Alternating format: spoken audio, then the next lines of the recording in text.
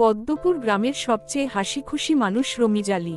লুঙ্গি, গেঞ্জি, মাথায় গামছা বাঁধা, সারাদিন মজা করতে আর নতুন নতুন আইডিয়া বের করতে ব্যস্ত সে।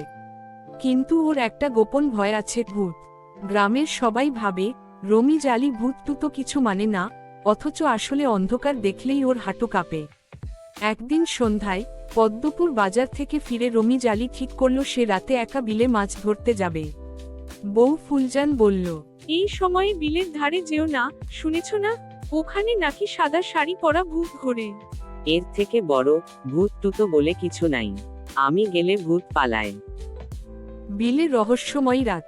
চাঁদনি রাতে রমিজ আলী গেল বিলের ধারে। কাঁধে জাল, হাতে কেরোসিনের লণ্ঠন। চারপাশে ঝিঝি পোকার ডাক, বাতাসে পাটক্ষেতের গন্ধ। হঠাৎ কোথা থেকে হু হু শব্দ ভেসে এল। রমিজ আলী কেঁপে উঠল। হায় আল্লাহ, এ তো ভূতের কে রে? আমি কিন্তু রমিজ আলী, গ্রামের বীর। শব্দ থেমে গেল। সে আবার জাল ফেলল। ঠিক তখনই জলের ওপর এক ফ্যাকাশে আলো নড়ে উঠল। রমিজ আলী হারে হিম। সে ধপ করে বসে পড়ল জায়গাতেই।